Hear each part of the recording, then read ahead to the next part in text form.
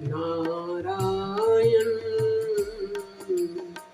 नारायण श्रीमन्नारायण नारायण नारायण नारायण नारायण श्रीमन्नारायण नारायण नारायण नारायण नारायण श्रीमन्नारायण नारायण नारायण गोविंद नारायण नारायण नारायण।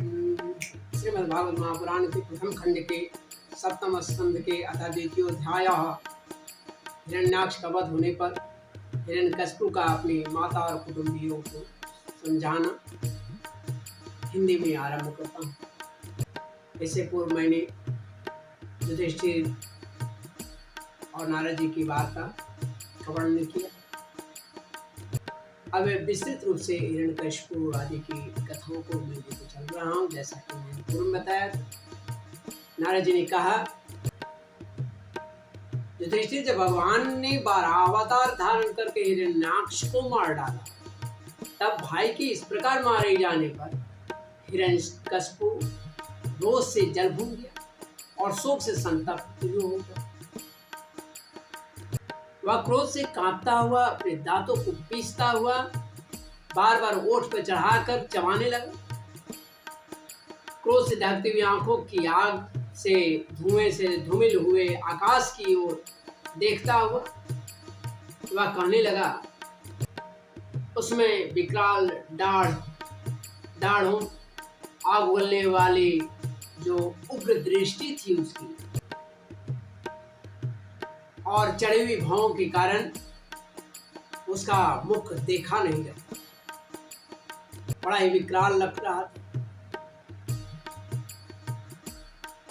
भरी सभा में त्रिशूल उठाकर उसने द्विमूर्धा, त्रयक्ष, संबर, सतबाहु, हैग्रीव, नमुची,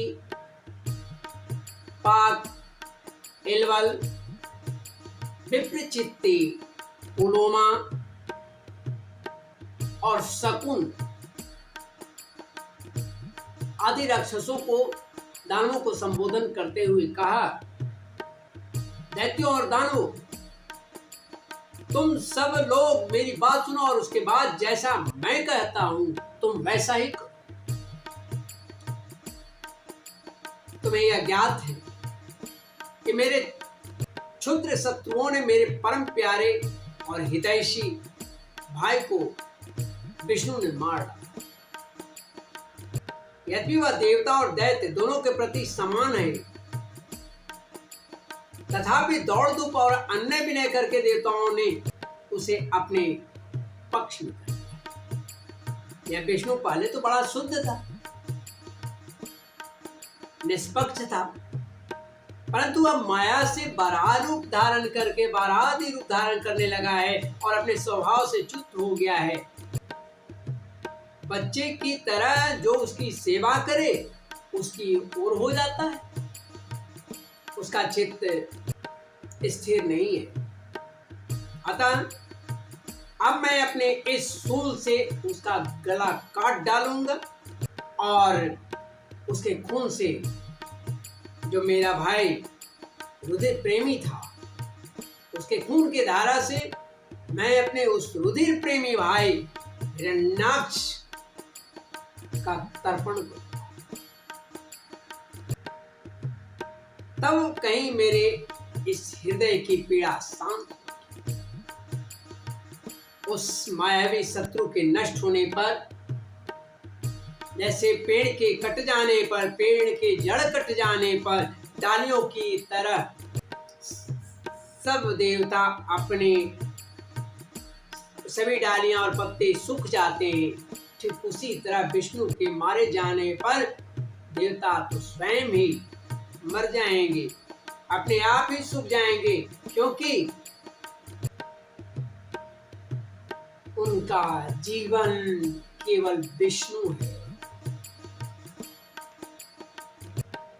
तावद्याद्भुवं यूयं विप्रच्छत्र समेधिताम् सुदेयध्वं तपो यज्ञ स्वाध्याय व्रतदानिनः।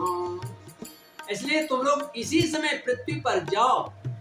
और आजकल वहाँ ब्राह्मण और क्षत्रियों की बहुत बढ़ती हो गई है।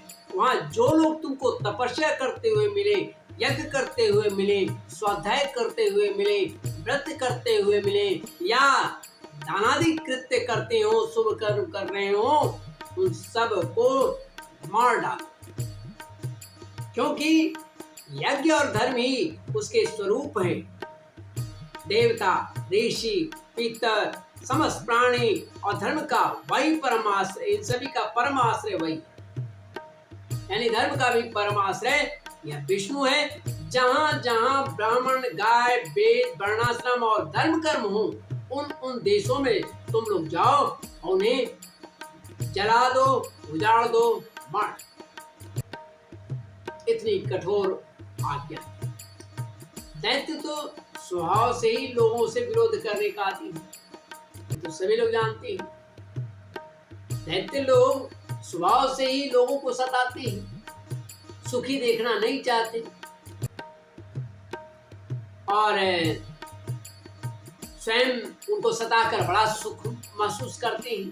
दैत्यराज हिरण्यकशिपु की आज्ञा उन्होंने बड़े आदर से सिर झुकाकर स्वीकार किया और उसी के अनुसार जनता का नाश करने लगे। उन्होंने नगर, गांवों को, गांव के रहने के स्थान को, बागीचे, खेत, टहलने के स्थान, ऋषियों के आश्रम, रत्न आदि की खाने, किसानों की बस्तियां, तराई के गांव, अहीरों की बस्तियां और व्यापक व्यापार के जो बड़े बड़े केंद्र थे, नगर थे, उन सभी को जला। कुछ दैत्यों ने खोदने के शस्त्रों से बड़े बड़े पुल, परकोटे और नगर के फाटकों को तोड़ फोड़ डाला। दूसरों ने कुल्हाड़ी से, फलों से, फूलों से लदे हुए वृक्षों को काट डाला, हरे भरे पेड़ पौधों को काट डाला। कुछ दैत्यों ने जलती हुई लकड़ियों से उनकी मकाने, उन ऋषियों के आश्रम, कुटिया, घर को जला।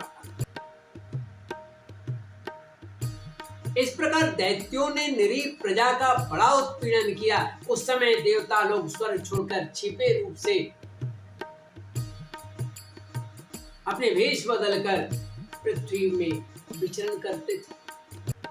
हे युधिष्ठिर, भाई की मृत्यु से हिरण्यकशिपु को बड़ा दुख हुआ। जब उसने उनकी अंत्येष्टि क्रिया से छुट्टी पा ली, जब अंत्येष्टि क्रिया कर लिया, तब शकुनी, संबर, धृष्ट, भूत संतापन, वृक, कालनाभ, महानाभ, हरिश्मश्रु और उत्कच, ये सब दानव है, राक्षस है। अपने इन भतीजों को, ये दानव लोग इसका अपना भतीजा है, भतीजों को वे संतावना देना शुरू किया।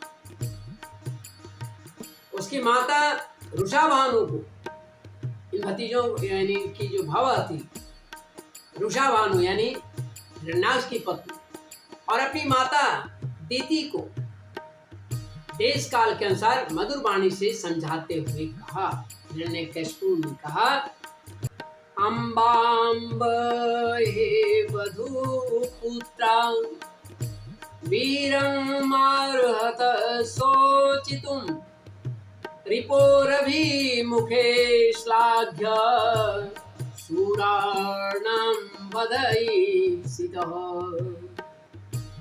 भूतानामिह संवास प्रपायामिव सुब्रते देवे नैकस्त्र नीतानामुन्नीतानां स्वकर्मभिः।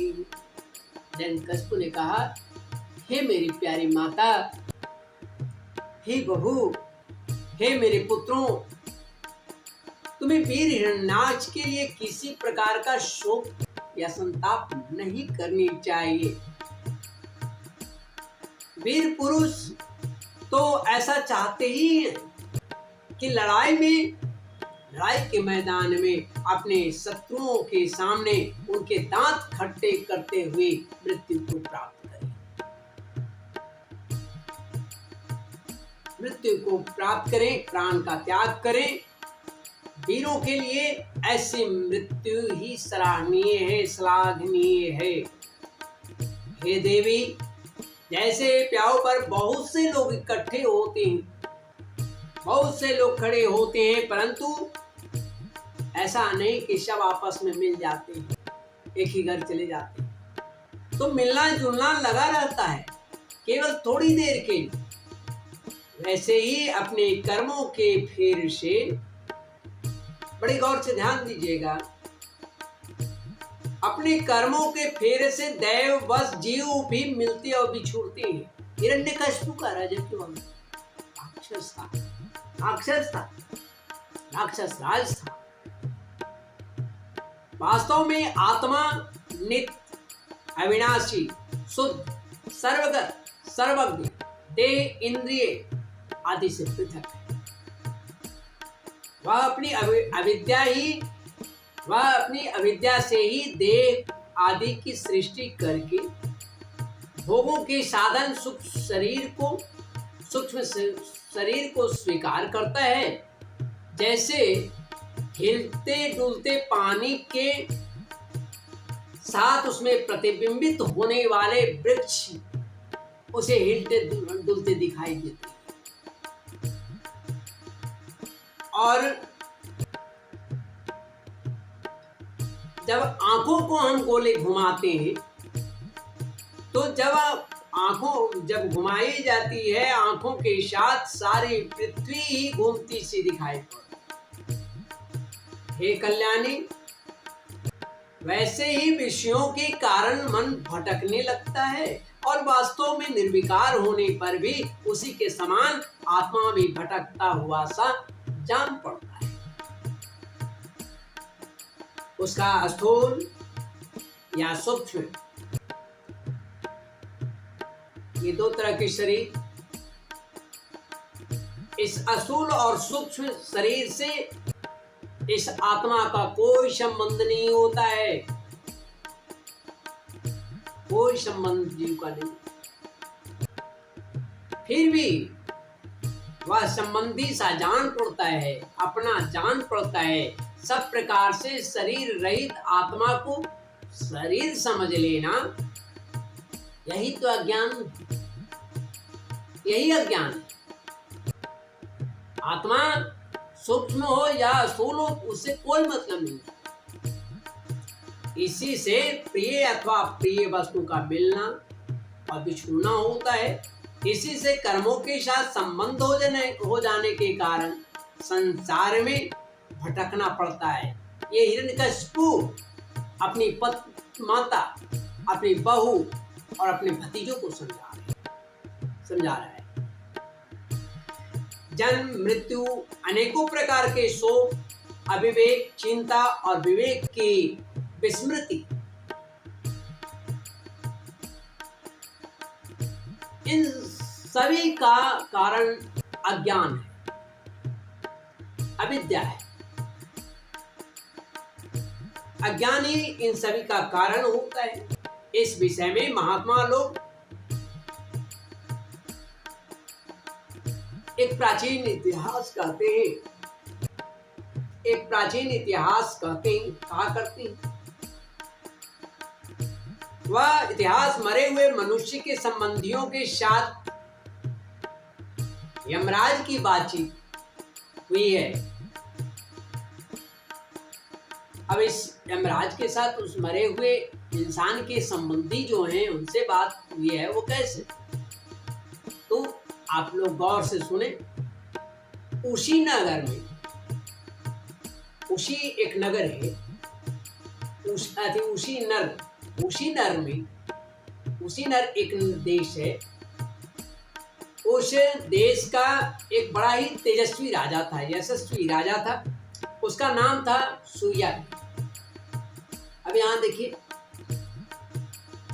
यहाँ पर धर्मराज बालक बन करके आए, लेकिन इन संबंधियों को पता नहीं होता है। आगे चलकर मैं इसको वर्णन करूंगा। तो उसका नाम था सुयागी। लड़ाई में शत्रुओं ने उसे घेर लिया और घेर करके मार डाला। उसकी जो शरीर की दुर्दशा हुई है, बड़ा ही भयानक हुई है, बड़ा ही कठोर हुई है। उस समय उसके भाई बंधु ने उसे घेर कर बैठ गए और जब मारा गया तो उसके भाई बंधु, परिवार, पत्नी आदि सभी आए और उसे घेर कर रोने लगे। उसका वह जड़ाव कवच छिन्न भिन्न हो गया, गहने और मालाएं तहस नहस हो गई थी, बाणों की मार से कलेजा फट गया था, बाहें कट गई थी, शरीर खून से लथपथ था, बाल बिखर गए थे, आंखें धस गई थी, क्रोध के मारे दांतों से उसके ओठ दबे हुए थे। कमल के समान वह सुंदर भी था, तो कमल के समान मुख जो था खिला हुआ वह धूल से ढक गया था। युद्ध में उसके शस्त्र और बाहें कट गई। रानियों को दैवश अपने पति देव उसी नरेश की यह दशा देकर बड़ा ही दुख हुआ और वे दहाड़ मारकर रोना शुरू, छाती पीट रही हैं, धरती पर अपने को पटके जा रही है, सिर पटक रही है, पति के पैरों को धरकर रो रही है, विलाप कर रही है। हा नाथ, हम अभागिनों को तो बेमौत मारी गई, हम अभागिनें बेमौत मारी गई। यो कहकर वह बार बार जोर जोर से छाती पीटती अपने स्वामी के चरणों के पास लेटी हुई है। श्रीमद् भागवत महापुराण के प्रथम खंड के सप्तम स्कंद के द्वितीय शोकापहरणम नाम द्वितीयो अध्याय, अर्थात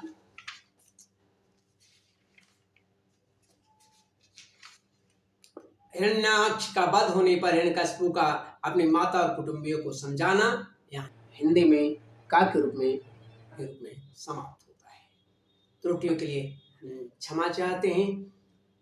गोविंद नारायण नारायण नारायण, माधव नारायण नारायण नारायण, मुझे दे दो जपन की वो माला, मुझे दे दो रटन की वो माला, मुझे दे दो जपन की वो माला, मुझे दे दो रटन की वो माला।